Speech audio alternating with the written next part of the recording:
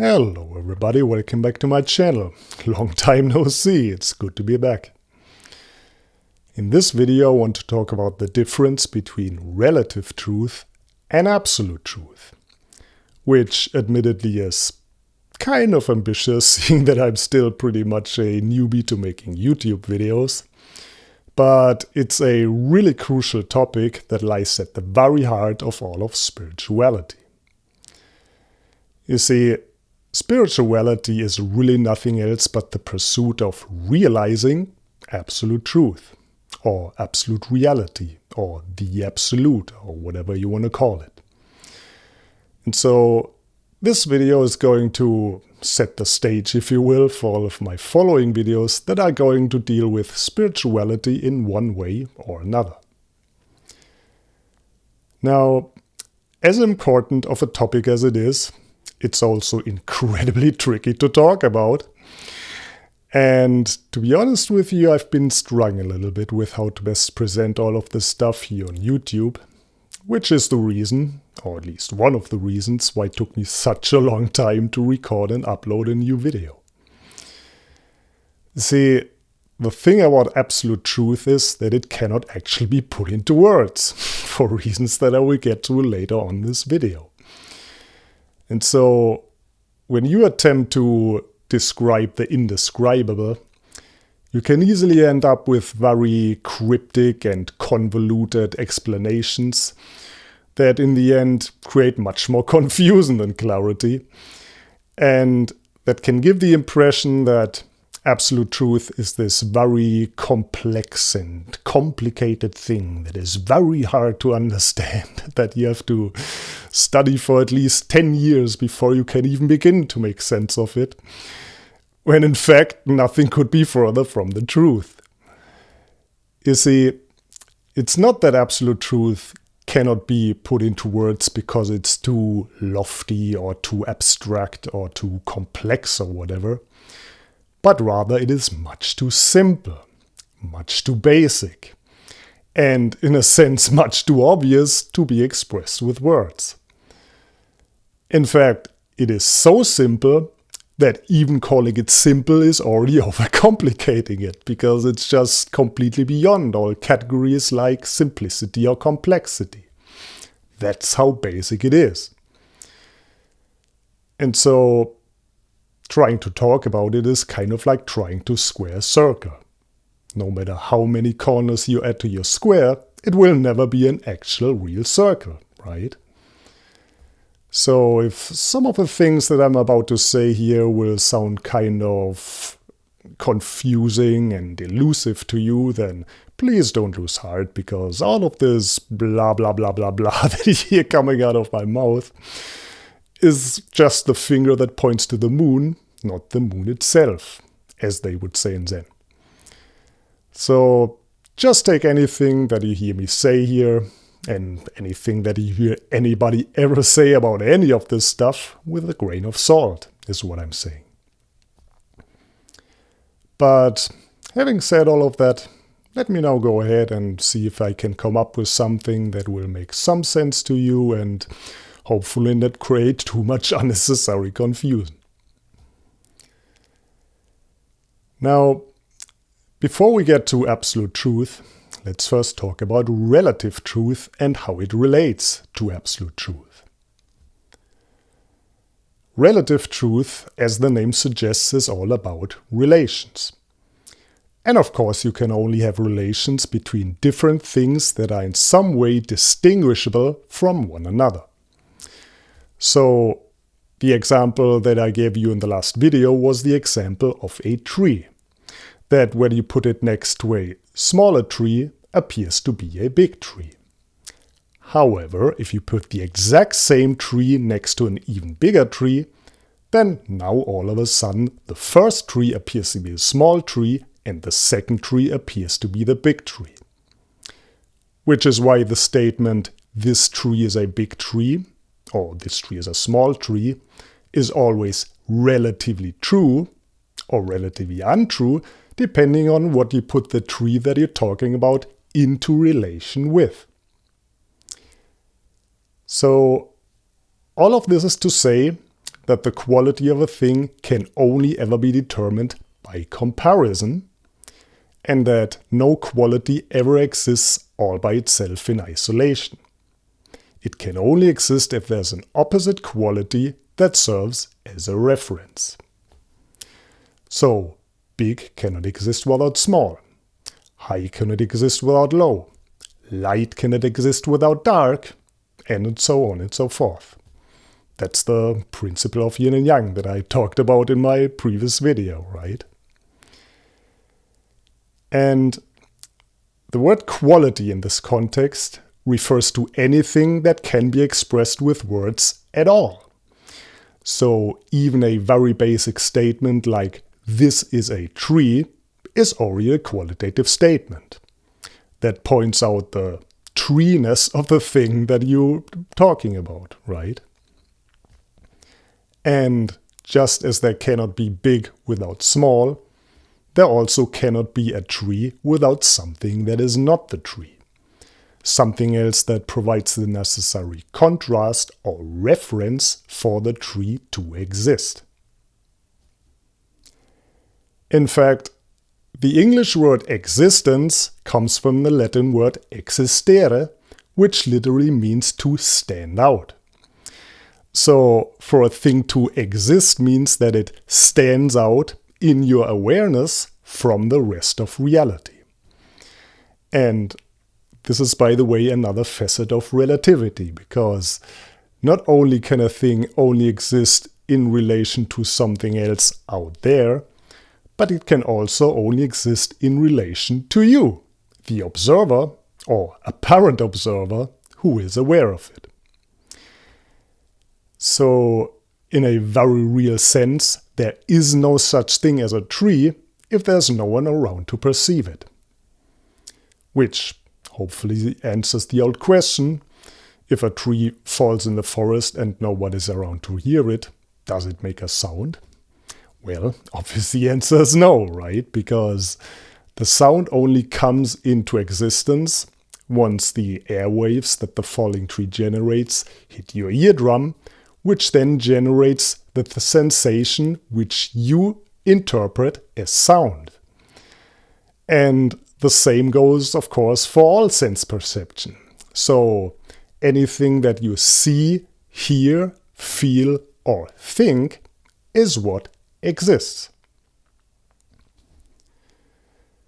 So here are the three main points to take away from all of this. All of existence is always relational. Anything that can be expressed with words is always a relative truth. And no quality can exist without an opposite quality that serves as a reference. But now you might say, okay, so if all of existence is relational, then how can there be something that is not relative? How can something be absolute? Well, what you need to understand is that that which is absolute is not something, but rather it is no thing, aka everything. In other words, it's the totality of reality that has no opposite and therefore does not exist. And now you might say, okay, wait a second. What do you mean the totality of reality does not exist? That doesn't seem to make any sense. I mean, how can it be the case that individual parts of reality exist, but reality as a whole doesn't? Isn't reality the same thing as existence? And the answer is no, it isn't, even though many people use the words interchangeably like they're synonyms, right? But the fact of the matter is that reality is not the same as existence. Reality is that which encompasses all of existence. It is that which gives rise to all of existence. It is that which, in a matter of speaking, is the source, the container, and the essence of all of existence. It is that which existence appears in, so to speak, but it itself does not exist. It does not stand out from the rest of reality because it is all of reality, right? It is absolutely everything. And when I say absolutely everything, then I'm not just talking about the sum total of all physical or non-physical objects that are present in this moment, but what I'm talking about is absolutely everything. I'm talking about everything there is, everything there ever was, everything there ever will be, and everything that there possibly could be. So you see, what we're really talking about here is infinity itself.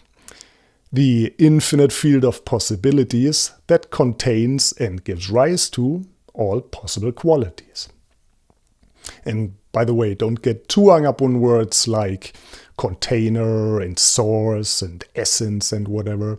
All of these are really just relative metaphorical pointers that are useful illustration. So don't take anything I say here too literal, right?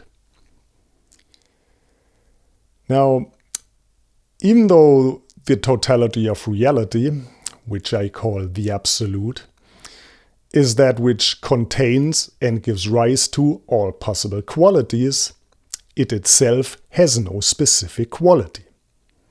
Because remember, the quality of a thing can only be determined by comparison. And since the totality of reality is all that there is, it cannot have an opposite. Because anything that you might posit as its opposite must necessarily be included in it, because otherwise it wouldn't be absolutely everything, right?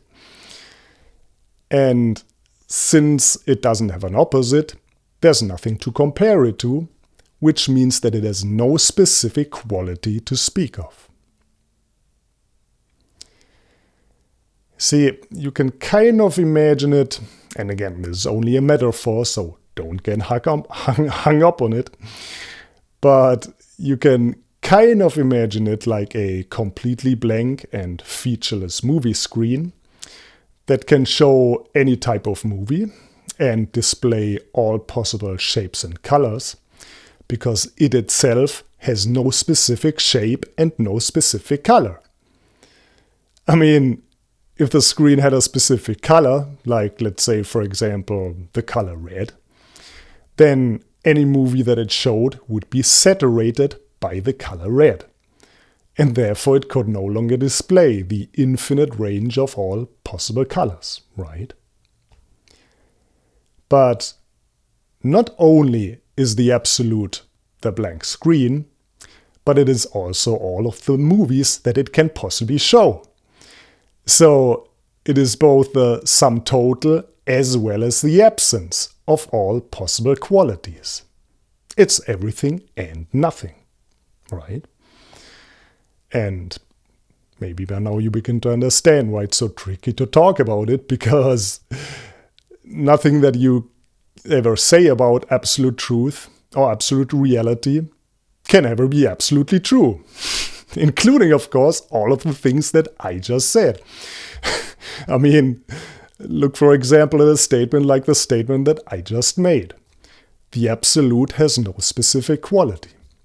Well, in one sense that's true, because of all of the things that I just mentioned, but in another sense it's also untrue, because not only is the absolute the sum total as well as the absence of all possible qualities, but it is also the individual manifestation of any one specific quality. So when you look outside your window and you see a tree standing there, then that's the absolute manifesting as a tree. So in that sense, you can actually say that the absolute has the quality of being a tree.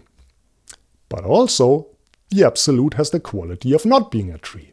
Because not only is it a tree, but it's also everything else, right?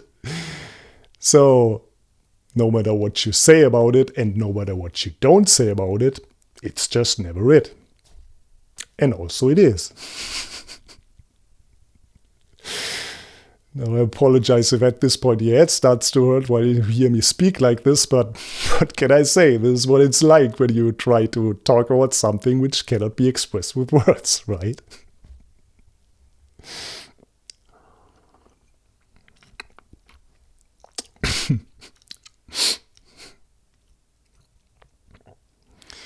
Now, by the way, there are some people who would take issue with all of the things that I just said, because according to them, the, quote, realm of the absolute is its own special domain that lies completely beyond and outside of manifest reality.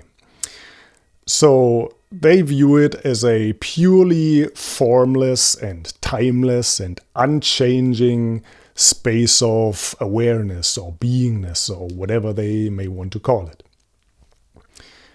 Which is why some of them may believe that by saying that the absolute includes and expresses itself as form and relativity, you're basically reifying the absolute, which is to say that you make into something concrete and tangible, like a kind of substratum or ground of reality that acts as a fundament which all of existence is based on.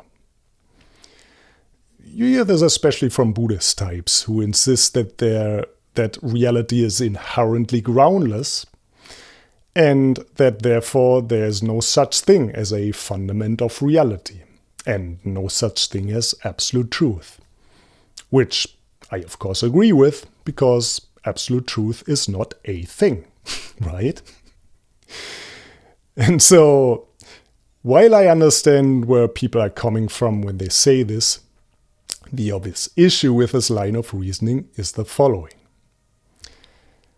First of all, when you define, which is to say limit, the absolute as its own special separate domain that lies strictly and exclusively outside and beyond manifest reality, then you make the absolute into something which has an opposite, namely manifest reality, and which therefore is relative, because anything that has an opposite is by definition relative, right?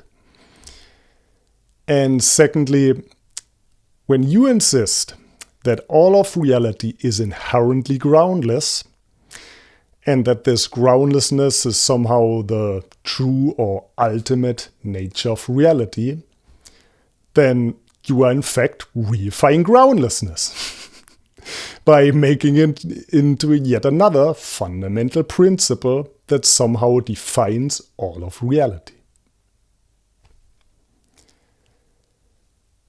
What I want to propose to you is that any kind of exclusion is always a limiting factor. So the moment that you say that reality is only this but not that, and you thereby limit it to a specific quality, you always inevitably reify it. See, what I'm referring to when I speak of the absolute is not some ground of reality. No, what I'm referring to is reality itself, the whole shebang, right? And that reality cannot be defined in any way, which is to say that it cannot be reduced to a specific quality, such as being a ground of sorts or being groundless. Because ground and groundlessness are two opposite relative qualities that can only exist in relation and contrast to each other. Which means that neither one of them can be the true or ultimate or absolute nature of reality. Now, you may want to object to that and say that groundlessness in a Buddhist sense simply means the absence of any specific quality that reality is defined by. But notice that the absence of a specific quality is itself a specific quality. Because again, anything that can be expressed with words, which is to say anything that has an opposite, is always a relative perspective or quality. Which is why, as I said before, no matter what you say about reality, it's just never it. And also it is, but so is the opposite of whatever you're saying. You know, what's so funny and ironic about people who insist that there is no absolute truth is that their view of reality is based on the underlying unspoken assumption that the statement, "there is no absolute truth," is itself absolutely true. Which is, of course, a complete contradiction, right? In fact, the statement, "there is no absolute truth," is basically a variation of the statement, "this statement is false," which is the classic example of a self-negating statement, because if the statement is true, then that means that it is false. And if it's false, then that means that it is true. So, no matter how you look at it, it just doesn't hold any water whatsoever, right? And again, when you say there is no absolute truth, then it's basically the same thing. Because if that statement is true, then that means that the statement itself cannot be absolutely true. Which means that it can at best be relatively true. Which means that the opposite statement, which in this case would be "there is absolute truth," must also be relatively true. Because that's what relativity implies, right? So what we have here are two opposite relative perspectives that both appear in and as part of reality. And that reality, which both of those perspectives appear in, or which appears as both of those perspectives, if that's how you prefer to think of it, that reality is what I call the absolute. And if now again you say, "Oh, I don't think there is such a thing," or "no thing," or whatever, then I want you to notice that, well, first of all, that's just another relative perspective, right?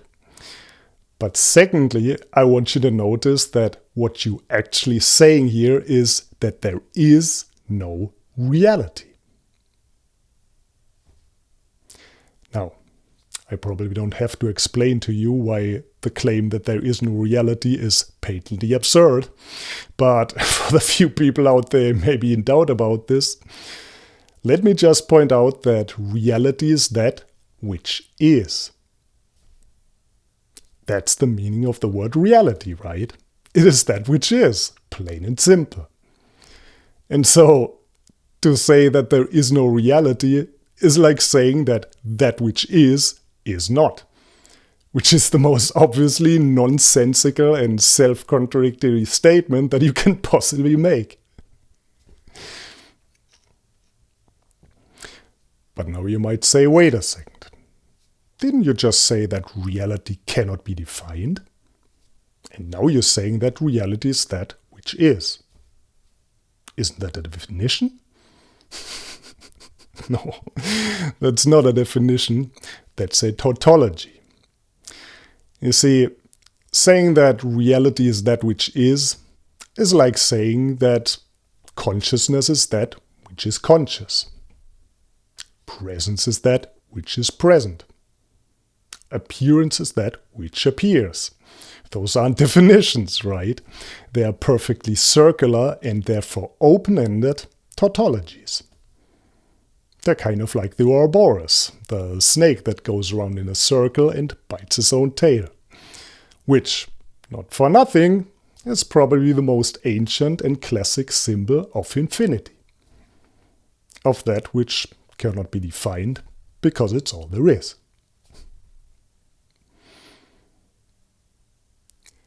But you know what?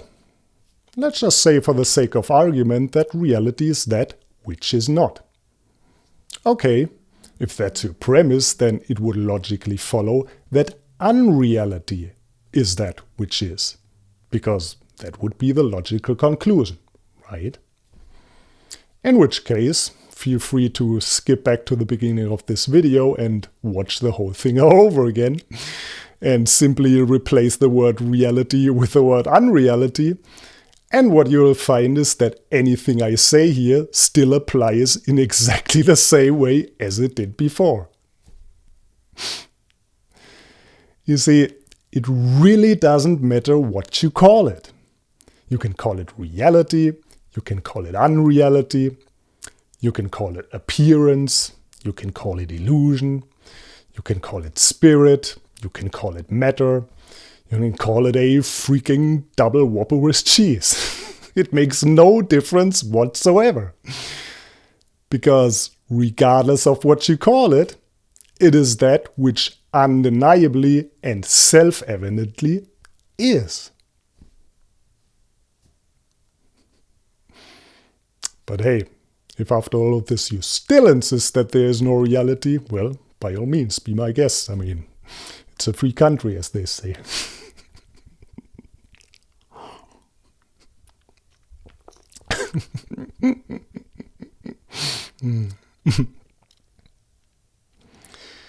Now, here's another interesting question that you might be asking yourself. You might say, okay, so if that which you call the absolute is that which contains and gives rise to all of existence, then is it the same thing that religious people talk about when they use the word God? And what I would say to this is that which religion calls God is a kind of conceptual representation of absolute reality, and all of the qualities that religious people usually ascribe to God. You know, things like omnipresence and omnipotence and all awareness and all lovingness and so on and so forth. All of these qualities are basically like conceptual derivations from the non-quality of infinity. Because make no mistake, infinity is not a quality, right? It is that which contains and transcends all possible qualities, which essentially makes it a non-quality. So, what do I mean when I say that the qualities that religious people ascribe to God are conceptual derivations from infinity? Well, what I mean by that is simply that you can say, okay, look, infinity is all that there is, and therefore it must be omnipresent, because it's everywhere all at once, right? Infinity gives rise to and manifests all possible qualities, and therefore it must be all-powerful or omnipotent. Infinity must include and possess the quality of self-awareness, because otherwise it wouldn't be infinite, and therefore it must be all-knowing, because to know itself is to know everything. And infinity allows all possible qualities to exist without judgment or preference, and therefore it must be all-loving. Now, you have to be careful with these kinds of conceptualizations, though, because while I'm not saying that it is somehow wrong to entertain these concepts, you always need to keep in mind that no concept can ever capture that which contains and gives rise to all possible concepts. Which is, of course, exactly why so many religions explicitly warn against forming an image of God and worshipping idols. You see, an idol is not just some golden statue that people dance around somewhere in the middle of the desert, but first and foremost, an idol is a mental image or symbol of the absolute. And again, there's nothing necessarily wrong with these symbols as long as you don't confuse them for the real thing, which is of course a very common trap that many religious and spiritual people fall into. You always need to keep in mind that for any quality that you may want to ascribe to that which is absolute, there's always an opposite quality which is an equally valid facet and expression of the absolute. So all of these opposites are always like two sides of the same coin. And as I said in my previous video, without either one of the two sides, you just cannot have the full coin, right? Which is why you can only arrive at absolute truth or absolute reality by becoming conscious of and integrating all opposites. Big and small, high and low, light and dark, limited and unlimited, manifest and unmanifest, permanent and impermanent, time and timelessness, form and formlessness, fullness and emptiness, self and no self, oneness and multiplicity. All of these qualities are different facets of the same thing, which is no thing. And it's also everything. You see, the supreme, ineffable beauty of absolute truth lies in the fact that it is the great unifier of all opposites. The unifier of yin and yang. Hence the name of my channel, right? And so, when you try to pin down the absolute by reducing it to a specific quality, or a set of specific qualities, you are essentially denying that divine unification. Which is why it's so important to always remember that absolute reality is not only omnipresent, omnipotent, all-aware and all-loving, but it's also the opposite of all of that. And so, if that which religion calls God is the representation of omnipresence, omnipotence, all-awareness and all-lovingness, then who or what is it that represents the opposite of all of that? What is it that represents limited presence, limited power, limited knowledge, and limited love? Well, it's you, the person who is sitting there right now listening to this video. You are the representation and embodiment of all of those qualities, which makes you a perfectly valid and valuable expression of the absolute. A divine spark of infinity. Now, you may not feel like it, but that's exactly what you are. And not only that, but you are also the vehicle through which the absolute gets to experience itself. The vehicle through which it gets to exist. And that's why you're here. That is your divine purpose. Now, what happens though once you become conscious of and integrate all opposites? What happens once you become aware of the fact that you and God are two sides of the same coin? What happens once you realize absolute truth? Well, nobody can tell you because it cannot be expressed with words, right? It can only be realized. And if now you're sitting there asking yourself, okay, so how do I realize it? Well, that's a whole big can of worms that is probably going to take more than just one video to properly address and unpack, and it's definitely beyond the scope of this video right here, so I guess I will just have to leave you with a little bit of a cliffhanger here.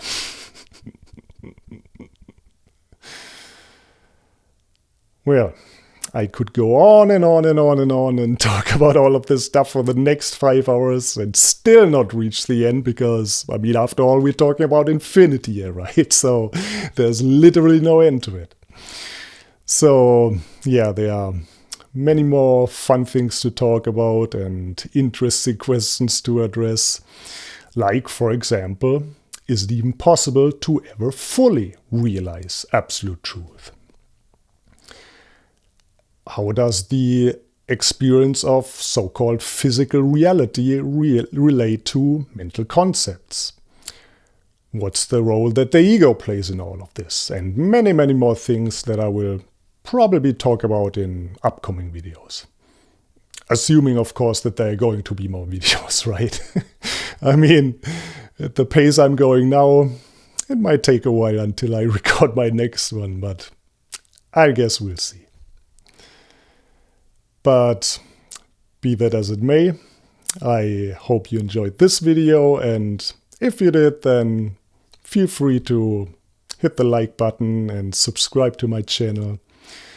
And also feel free to leave an expression of relative truth in the comment section, because I'm curious to hear what you guys think of all of this. And with all of that said, thank you so much for watching, and I see you in the next video. Take care, everyone.